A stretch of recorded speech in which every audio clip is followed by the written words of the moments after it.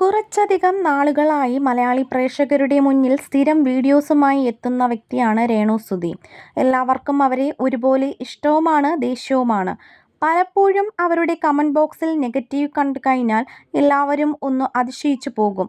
Social media ചാനലുകളും online മാധ്യമങ്ങളും എല്ലാം തന്നെ അവരെ വെച്ചാണ് പലപ്പോഴും കണ്ടന്റുകൾ ഉണ്ടാക്കിക്കൊണ്ടിരിക്കുന്നത്.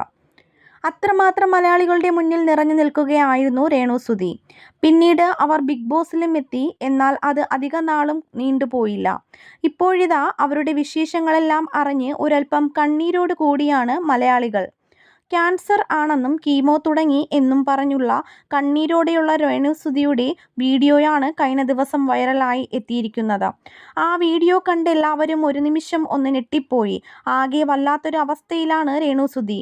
കുറച്ച് നാളുകൾക്ക് മുമ്പാണ് കൊല്ലം സുധിയുടെ മൂത്ത മകൻ കിച്ചു രേണുവിനെതിരെ പലതും പറഞ്ഞ് സോഷ്യൽ മീഡിയയിൽ എത്തിയത്.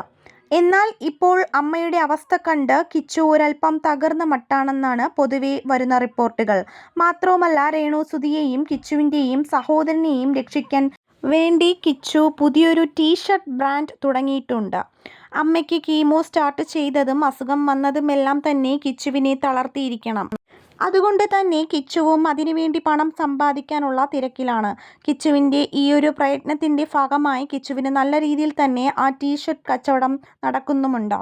പല മലയാളികൾ പ്രേക്ഷകരും അവരുടെ അവസ്ഥ അറിഞ്ഞു തന്നെ അതിനെ സപ്പോർട്ട് ചെയ്യുന്നുമുണ്ട്. ഇപ്പോൾ രേണുവിൻ്റെ മുഖത്തും കൈകളിലുമായിട്ട് പല പാടുകളും വന്നിരിക്കുകയാണ്.